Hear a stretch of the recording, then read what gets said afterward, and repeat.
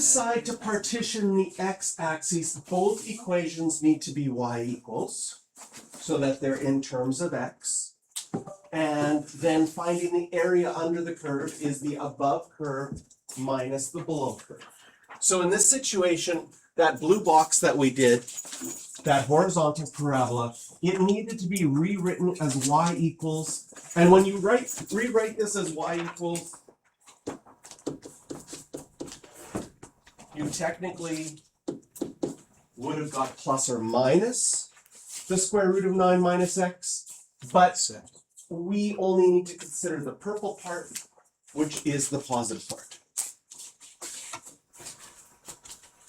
And then figuring out the area under the curve, this section is the only section that's the purple graph minus the red graph. From 1 to 9, it is just underneath the purple graph. So we were given the graph in this situation. If you weren't given the graph, you would need to know how to graph the red graph, what kind of graph this is, where does it start, find out where they intersect, and be able to set up and separate your integral from 0 to 1 and 1 to 9. So that's partitioning the x. X is a little bit tricky because when solving for y in the 1, you get the plus or minus and have to know which section. And when looking at the graph, it has two parts that you have to do separately. Now, partitioning the y. Partitioning the y in this situation is a little bit easier. One, because it's not hard to get x by itself. To get rid of that square root, you would square both sides, move things over and get x by itself. So now we have both equations. This was the red graph, and this is the blue graph. And if you're partitioning the y, now you're doing the right-hand side minus the left-hand side, because if you think from the y-axis, you want to do the upper minus the lower.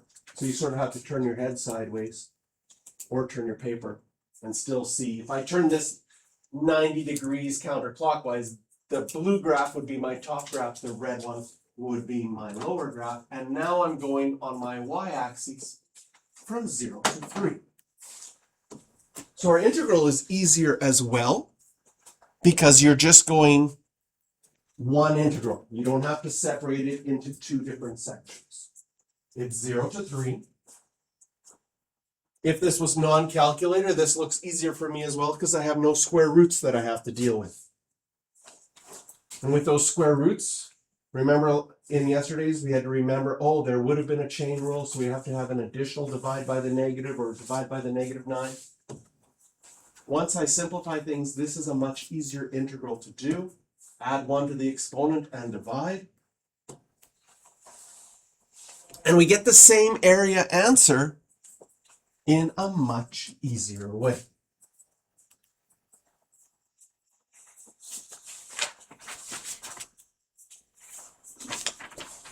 So having the ability to partition the y can sometimes make your question a lot easier.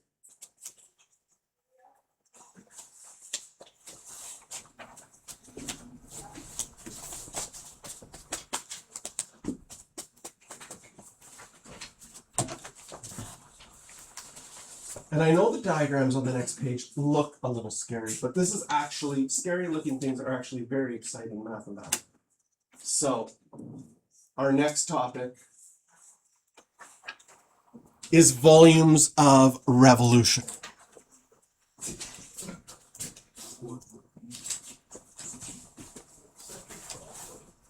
Okay? We are now going to be able to figure out volumes of things like, that looks like a bell to me. Any shape you want that you can rotate around the x-axis, rotate around the y-axis, we can find its volume. And the idea is based in calculus. First of all, we just learned how to find the area between two curves. So if I had f of x and g of x, the area between those two curves is just the integral of the one minus the integral of the other. I mean, in our mind, we can go back to Riemann sums and think, I figured out a whole bunch of little rectangles, subtracted a whole bunch of little rectangles, and I got the area in between.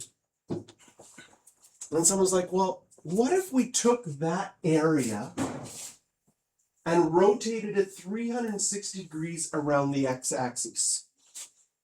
Everywhere that I would slice it, I would get this yellow disc.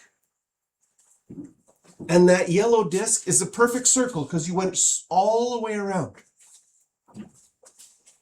That yellow disc that is a perfect circle has also a perfect circle inside because that's the smaller one. And the radius of the bigger part of the disc is just your function f of x. And your radius of your inside disk is just your function g of x. And so if you just did pi r squared, you would find the area, well, pi r squared of the bigger one minus pi r squared of the smaller one. We're going to start with just doing solid ones without the hole in the middle and add the hole eventually. But if we just figure out the area of these circles, and adding up all those areas of circles is just like adding up little rectangles with Riemann sums. That's just an integral idea, and all of a sudden you can find the volume of any shape where you have functions and you rotate it 360 degrees around one of the axes. Very cool. Although finding the volumes of shapes, like of any shape, was actually solved. Famous story. Have you heard the story, the Eureka story of Archimedes? Right? It's the famous story of figuring out the volumes of shapes. So that, for those of you that, I'll give you a brief story. I don't know how much of my story is true. It's all mostly legend by now, but and it's rated PG-13. Just to get yourselves ready for that. The king commissioned a crown to be made out of gold. And the crown came back and it looked beautiful. But the king was worried that the person, he gave the gold to the person to make the crown.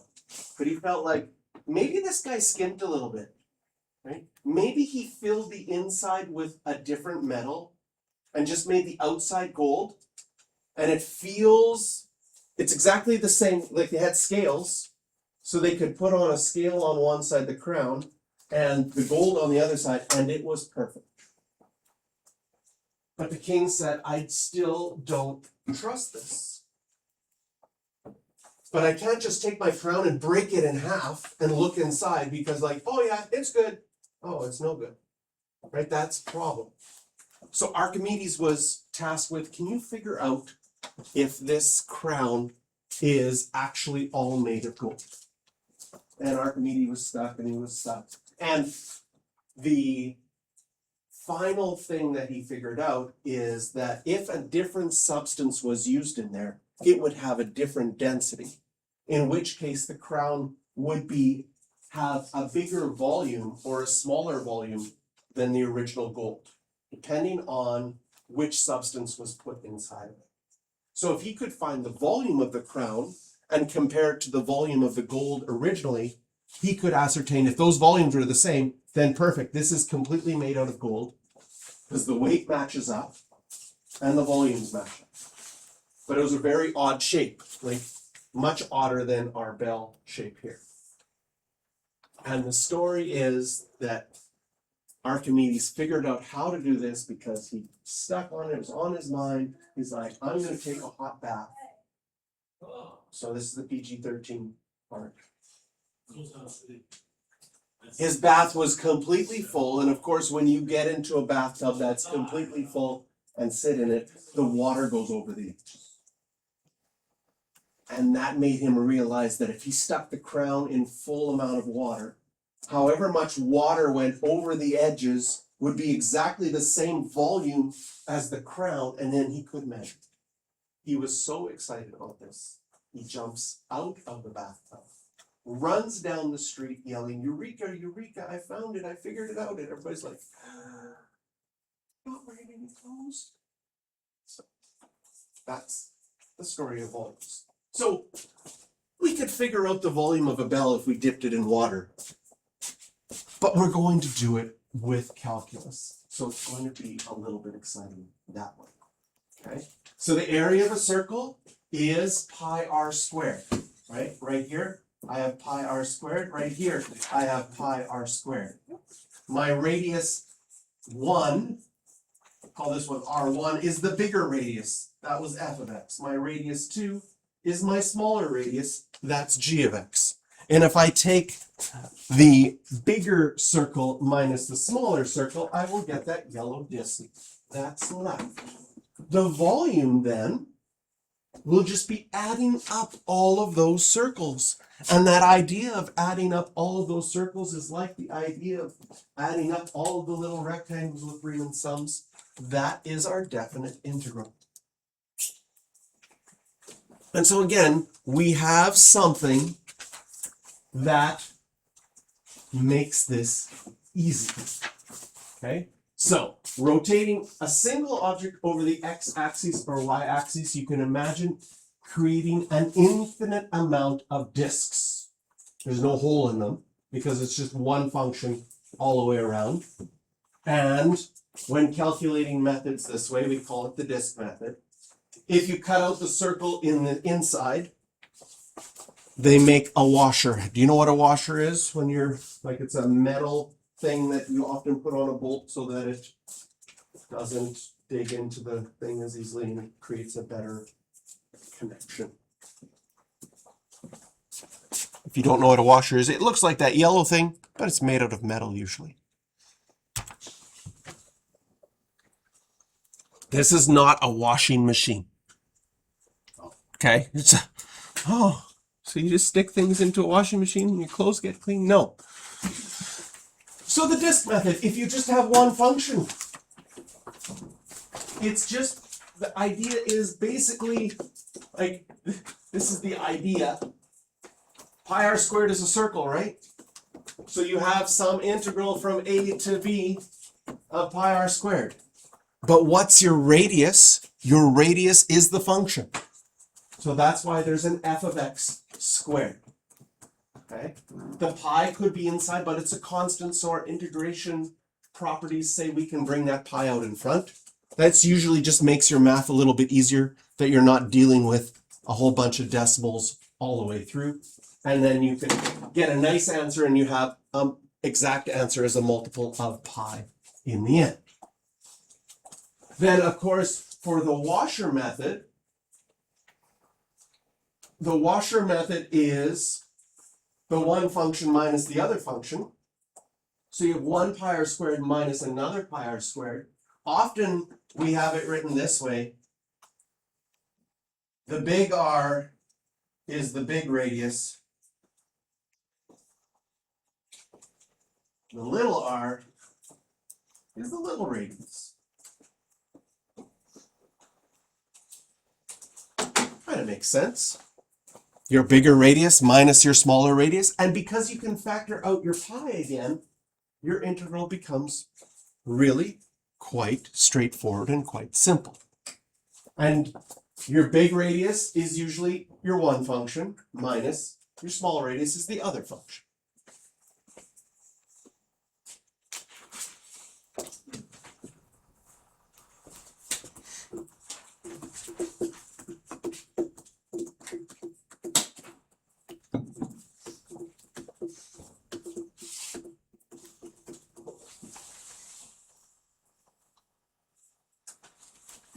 We're gonna have this as like art class and I don't give you the images on the next page and made you draw them.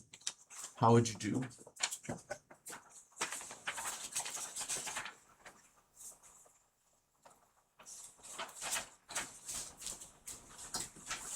So we could do the same thing around the y-axis. Check out, this is like some simple little curve. Go to the y-axis, rotate. It looks, I don't know. I feel like that would be a nice hat to wear in a Willy Wonka movie or something. That looks like fun.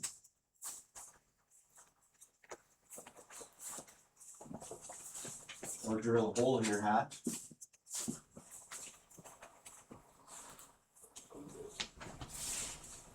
So if you're circling around the y-axis, it's exactly the same as around the x-axis, but instead of dx, you have dy. And instead of having a function y as a function of x, you have x as a function of y.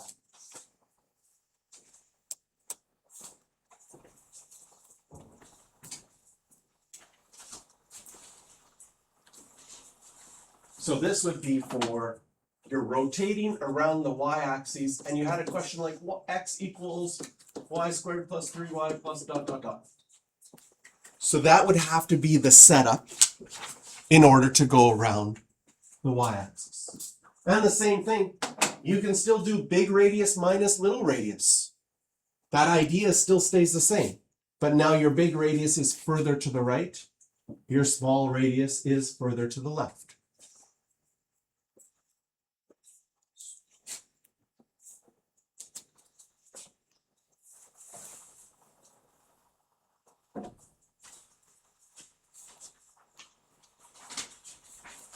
So if we go back to that last picture, does it make sense that that's your big radius and that's your small radius? The one further to right would be larger and the one to the left would be small.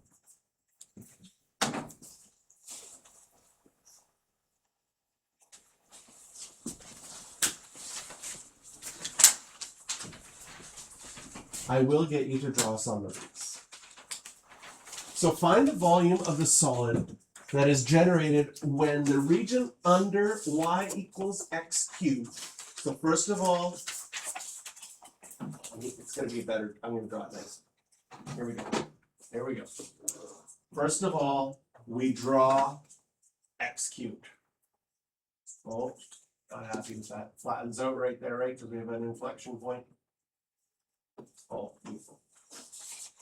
And we are checking it from 1 to 2. So if I plug in my points on here, I would have 1, 1, and way up here, 2, 8. There and there.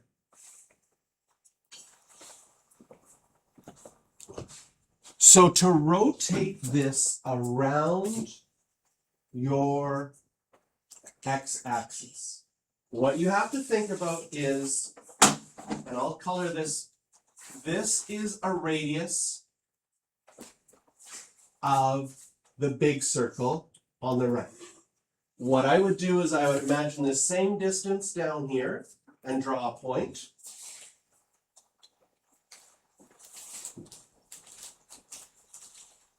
And then draw, oops, there we go, draw an oval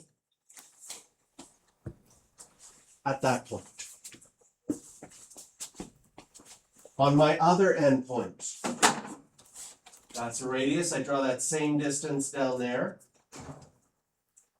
And I draw an oval there.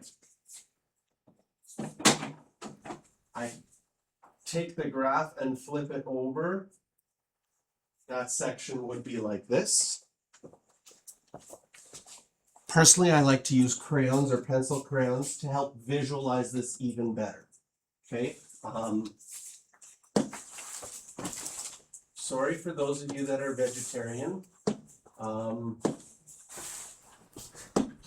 often think of these as like things of ham, so I usually make this red.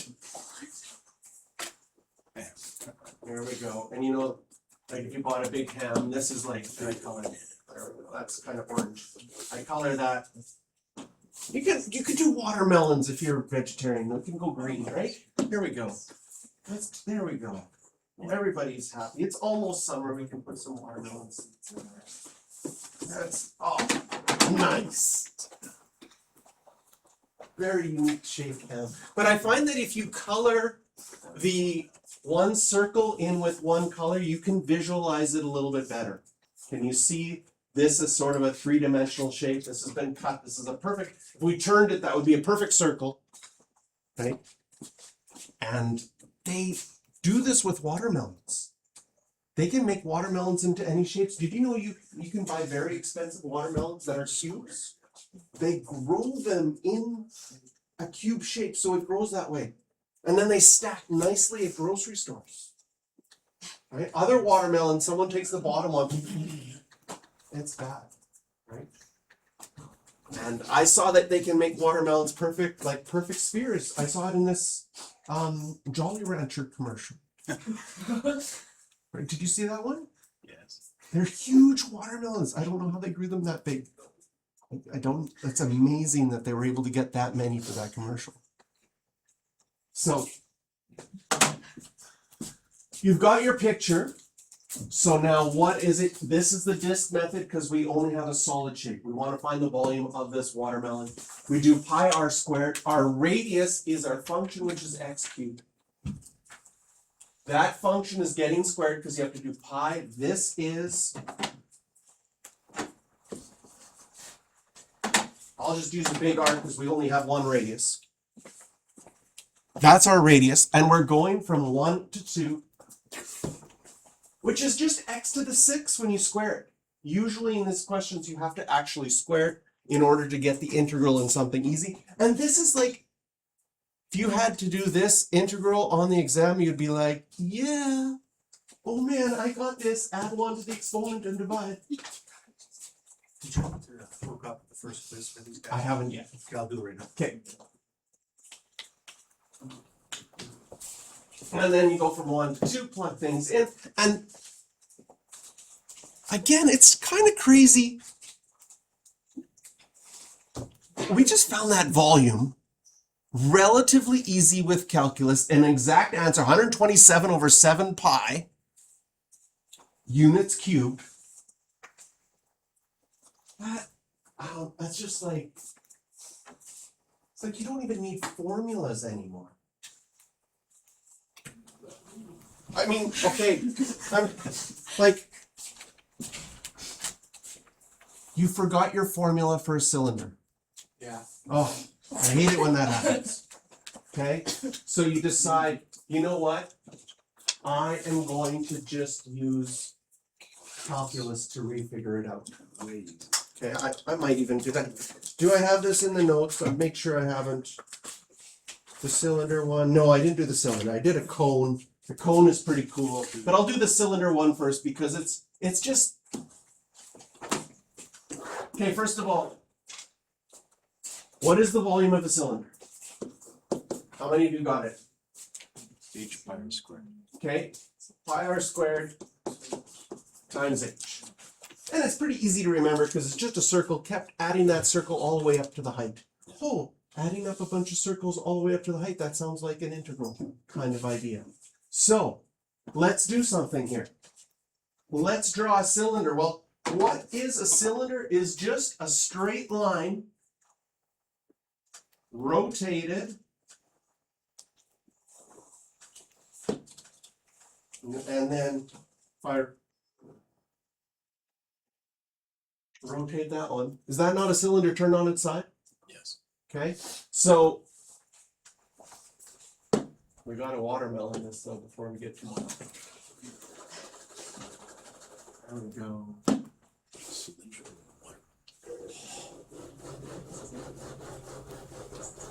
I'm telling you, if there was a bunch of regular watermelons and there was one that was a perfect cylinder, you know you would buy that one. You'd be like, I'm buying this one.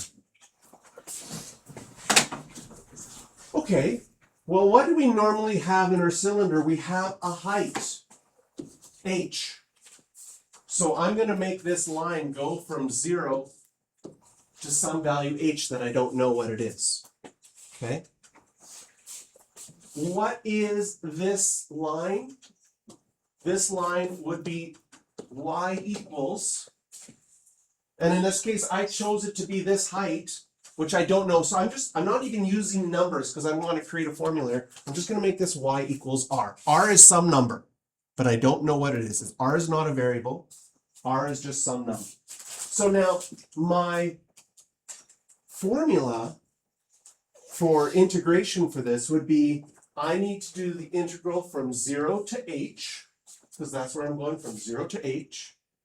of pi, I'll put my pi outs there, my rate, my function, which is just the number r, and it's going to be squared dx. So my pi would stay out front, and if I integrated just an r squared, it's going to be r squared x going from 0 to h. So I plug in h, and I would get pi r squared h, and I'd plug in 0, and I get 0, and I would get my volume is pi r squared h. Oh my goodness, there's the formula. Just coming out of drawing a straight line and rotating it 360 degrees around, and it remakes my formula. And why is it the formula? Because, well, normally h would be a number and r would be a number, but if I just put in h as any number and r is any number, that's how you create a formula. So we're going to do this as well a little bit later with a watermelon in the shape of a cone. Yeah, watermelon's definitely better than ham. You could drop little black seeds. Vegetarian friendly. Oh, this is good.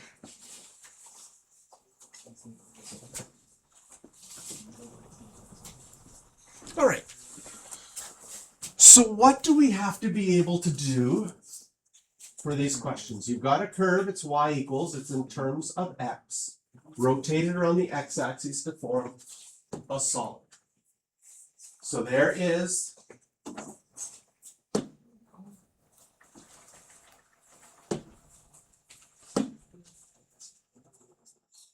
there's my circle.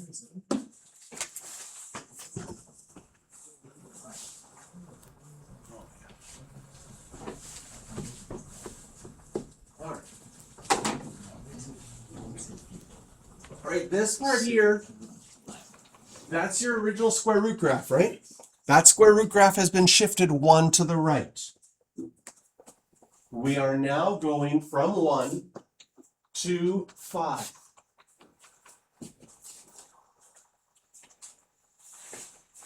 Find the volume of this one. This would be like if you bought a watermelon that looked like a football and just cut part of it in half. They probably wouldn't make those because people would throw them way too much.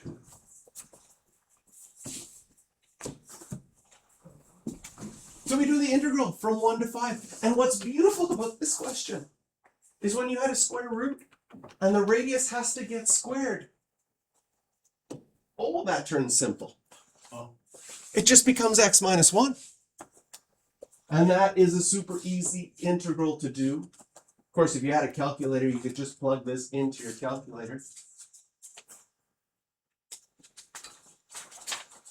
I know you could plug in 5 and plug in 1. Are you okay if we just show you the answer? Save you time?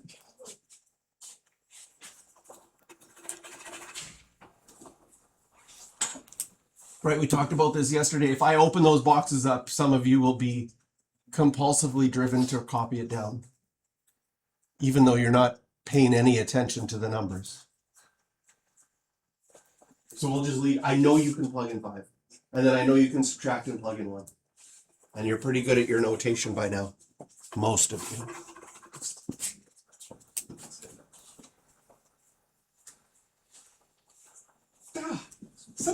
It's like, again, not a nice answer if you got this in grade 9. You're like 8 pi, ugh, and it's a decimal, ugh. But now it's like, that's volume of something like that shape is so nice. In fact, it's sort of like, could I make any graph that would get me a not nice answer? Oh.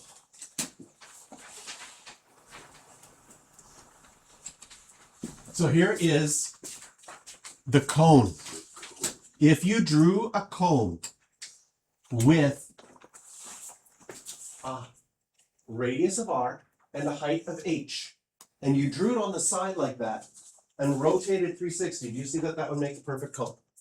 Some of you are saying no, because I haven't colored it in yet. I understand. Right, there we go. There's our red part. Cut open. There's our green. But need to show you. Oh. There's the R. And I took a bite out of it. So you can still see that's a fly. The rest are seeds. So we got our radius, we got our height. That would be a cone. What is the volume of a cone? Is that one that you remember? No. 1/3 pi r squared h. So, and I like this formula because I can tell you with the cylinder, think of a circle and add them all up, and you're like, oh, I'm going to remember that formula. But how does someone explain that 1/3? There's lots of videos online of having the perfect cylinder and the cone at the right height. They fill the cone with water, pour it into the cylinder. Fill it full again, pour it in again. And they fill it 3 times and it fills perfectly. So you say, ooh, the cone is 1/3 of the cylinder. That video gives you that as a visual, but it doesn't say why. Why is it 1/3? And if it's water, what if I spilt a little bit? Is it exactly 1/3, or was it like 1/3 and a little bit, and I just assumed it was wrong? So now, we've got this. We're going from 0 to h. That's our integral. How do we find this? Because this is what we're rotating. It's a straight line. How do you find straight lines? Y equals mx plus b. Well, what's our slope of this line? Rise over run, r over h. X, what's our y-intercept? Plus 0. So now we have the equation of that line as r over hx. And we can plug that in as our radius. Okay. We square it, so we would get r squared over h squared and x squared. Technically, you could bring the r squared over h squared out in front. Why? Because those are just numbers. So the only thing we're integrating is x squared, which is a super easy integral to do. Add 1 to the exponent and divide, and when you divide, you get your 3 on the bottom.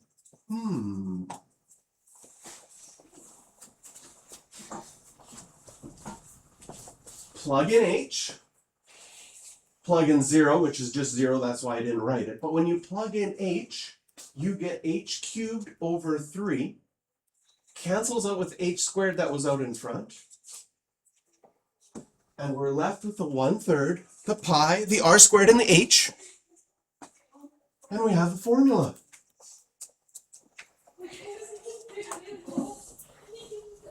Right? Could you draw a half circle? And you rotate that, you're going to get your volume of a sphere. So any shapes that you want to find volumes of that have one side that's just rotated 360, you now can just use calculus to figure that out. Right? And you should flaunt this. Right? When you're helping someone with a question in grade 10 math. Oh, I have to know the volume of a cone. Oh, I just figured that out. Yeah, that goes over really well, by the way. Make lots of new friends by flaunting your calculus skills in front of them. They're like, yeah, I want to hang out with you more. Okay. Oh, I'm sorry that these are so much fun. I'll try to calm myself down.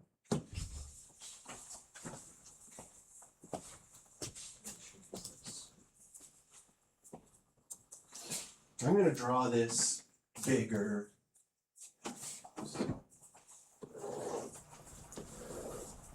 I have a couple of puppies at home. This has been my dream. I have not done this yet, but I would like to make a dog dish using the coast graph and sine for a water bowl.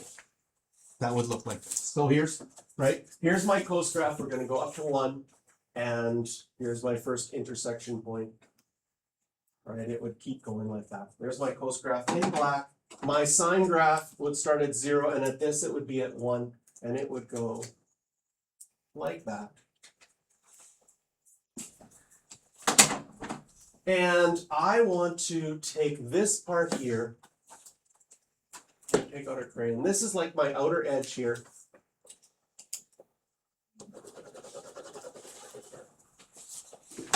I take this point, this red point right there, I do that same distance down there. I redraw that section in blue, and I redraw this section down to -1 in black. And I imagine rotating this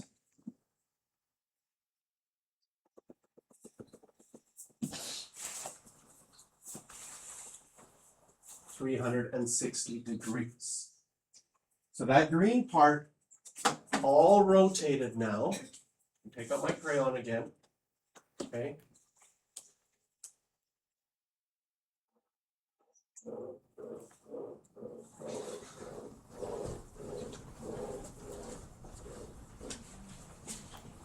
Let me draw this blue part inside here. And I'm going to write this circle here. Okay, it's on its side. I did not color this in because it's open. I'm making a dog dish. There technically, I'd have to there's a tiny spot right there that's a pinpoint, either pinpoint hole or it's really thin. I might have to do something so that it doesn't leak at that point.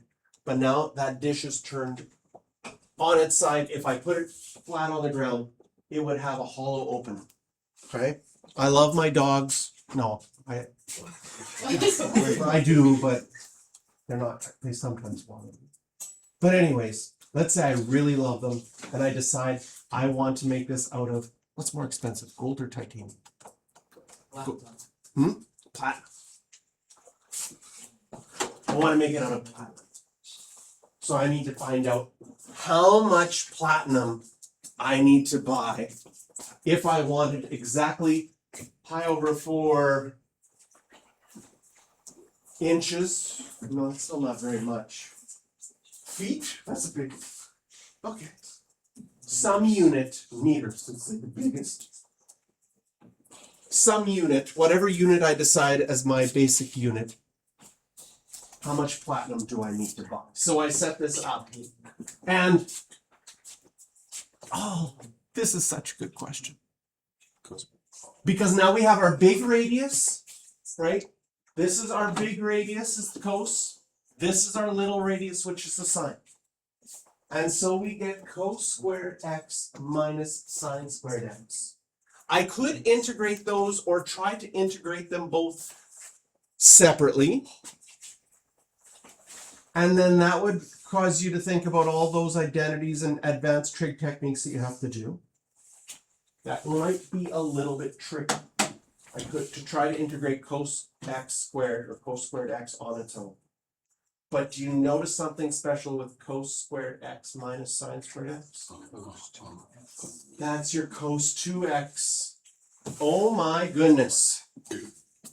And cos 2x, this is actually one where the disk method, if you just, it wouldn't be very smart for me to make a solid titanium with no hole in it for my dog's watering dish.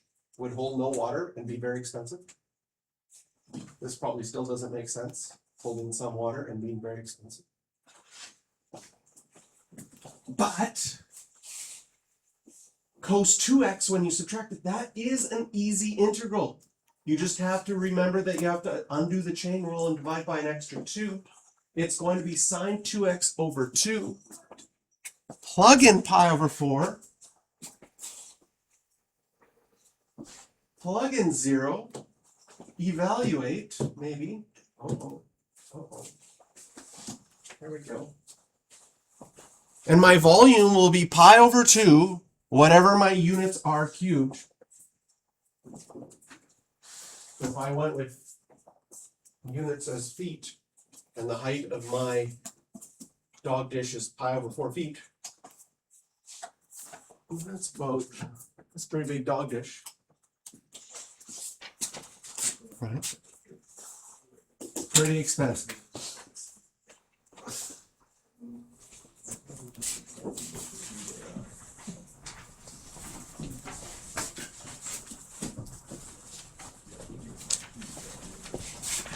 Oh, very cool question. Very cool question because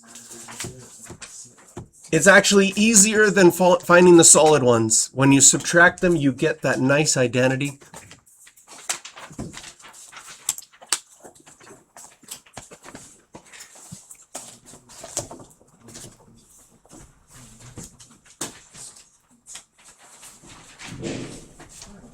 Here we have the cube root of x and x squared.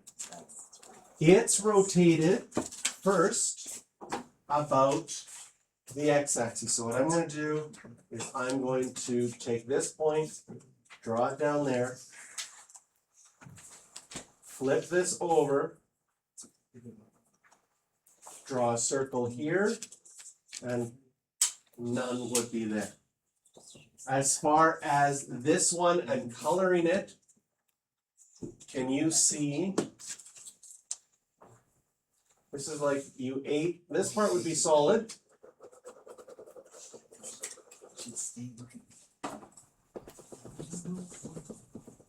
But the inside, it's like you decided to eat out some of your watermelon. Part of it has been eaten out in the inside there.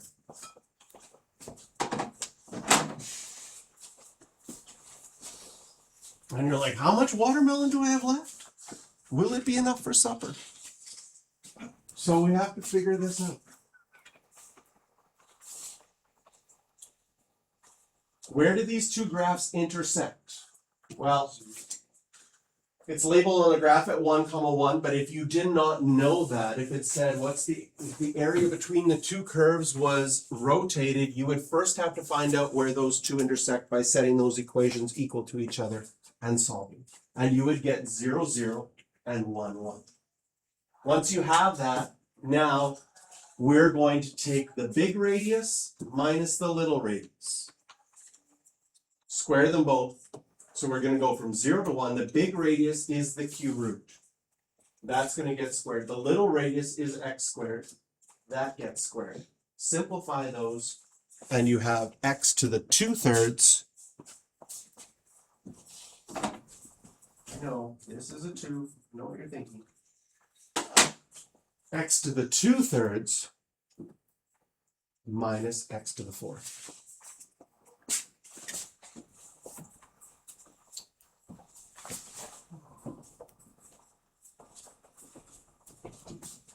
When my 2 was interesting there, that it almost looked like a 3. We'll get the answer though.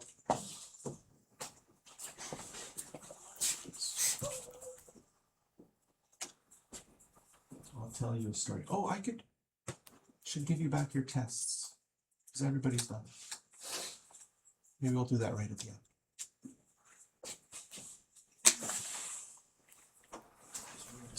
We got this one. We got this question, we got one more, and then we're at the next topic, so we'll do this. I don't know if I'll get to my story. Again, a nice number. Now we're going to do the same thing, and the question says the same one about the y-axis. So I have that same starting point, but now about the y-axis, I'm going to go over here. I'm going to redraw these shapes on that side. I have an oval there. Color coding really helps you see it. This is the outside of our watermelon. Oh, like a whole bunch of smile faces there. And of course, it's been eaten out, so we can't draw the red part.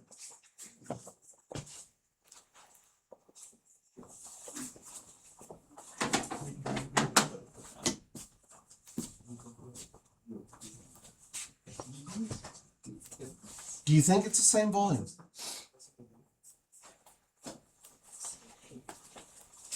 Okay, but now we're going from C to D. We have to do our big radius minus our little radius. It just so happens that our small c is still 0 and our, because we are at 0, 0, and 1, 1, it would have been kind of nice if I made a question where the x and the y values were different. But I wasn't that smart. I'm sorry about that. But what do we have to do with each of these equations? We need to get each of these equations as x equals before we can do anything.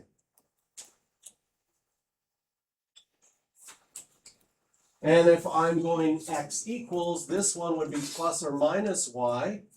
How do you get rid of the 1/3? Cube both sides. This will be y cubed. And with the plus or minus, now you have to decide, well, which one do you have? You have the plus one.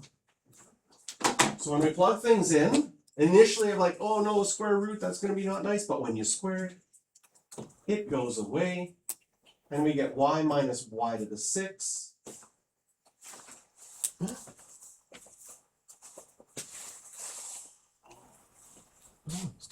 It's different.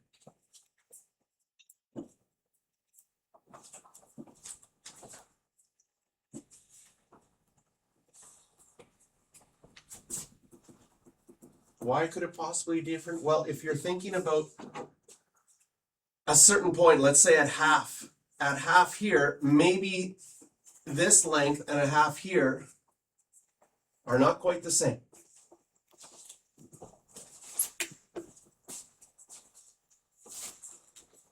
And because they're not quite the same, that volume of that, or that area of that circle when it's rotated around, they look pretty similar. But I think, for example, taking this point right here, can you see at this point, the radius would be like that for around the x, and yet the radius around the y would be like that. So you can see maybe why the area or the volume of one would be different than the volume of the other.